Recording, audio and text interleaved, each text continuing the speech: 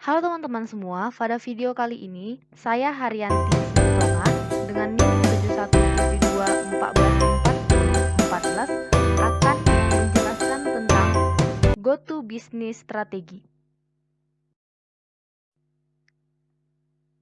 Apa sih itu bisnis strategi? Sebelum kita memulai dan memutuskan untuk berbisnis, kita harus merancang strategi. Nah, strategi ini merupakan tangga untuk menuju kesuksesan bisnis kita. Nah, sebelum memulai strategi, kita harus mengenal yang namanya desain.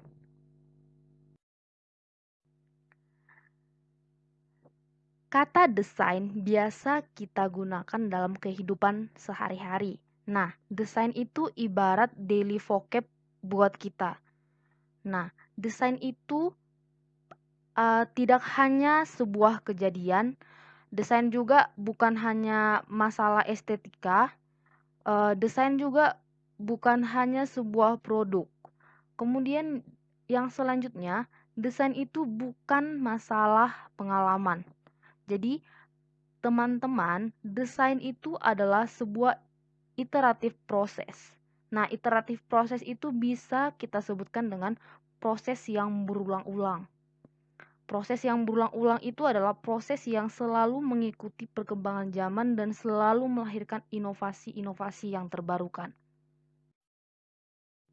Nah, desain hal yang sangat menentukan perkembangan atau proses bisnis kita. Nah, bisa kita lihat seperti Gojek. Di dalam desain, kita melihat ada beberapa proses. Proses yang pertama itu adalah empathize. Nah, empathize itu berarti kita harus paham atau paham dengan segmentasi pasar. Kemudian yang kedua itu ada define atau kita melihat atau menemukan sebuah masalah. Setelah kita melihat dan paham tentang segmentasi tersebut, kemudian muncullah ide. Kemudian setelah hal itu, ide kita itu lahir, kita membuat prototype. Nah, kita membuat sampel, kita visualisasikan, kemudian kita tes. Bisa kita lihat seperti Gojek. Kemudian selanjutnya, desain. Proses kita mendesain, kita akan melahirkan yang namanya design thinking. Bagaimana sih proses desain atau proses berpikir kita dalam desain tersebut? Desain itu sangat merangkul bisnis, teknologi, dan market.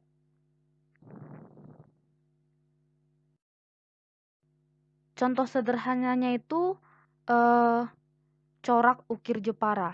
Nah, corak ukir Jepara ini biasa digunakan untuk pintu dan lain-lainnya. Namun, seiring perkembangan zaman, ketika kita mengerti masalah, paham dengan segmentasi, dan kita melakukan analisis pasar. Nah, analisis pasar dan pemasaran. Bagaimana sih produk ini bisa kita ubah menjadi sebuah casing handphone dan tas misalnya.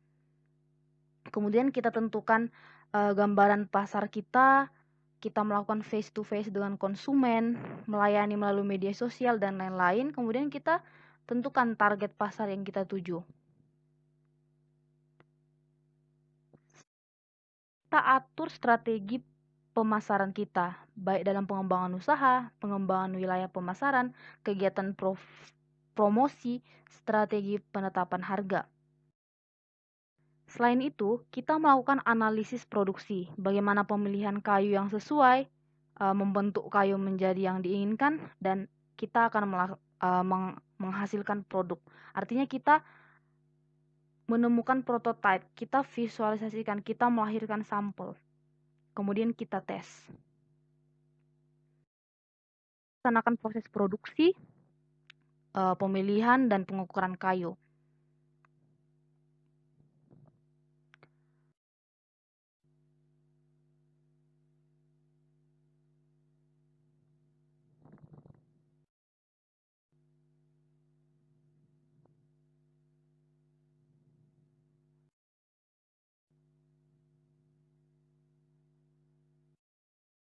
Nah, setelah proses produksi setelah selesai kita laksanakan, maka hasil dari produk kita akan selesai dan siap untuk dipasarkan.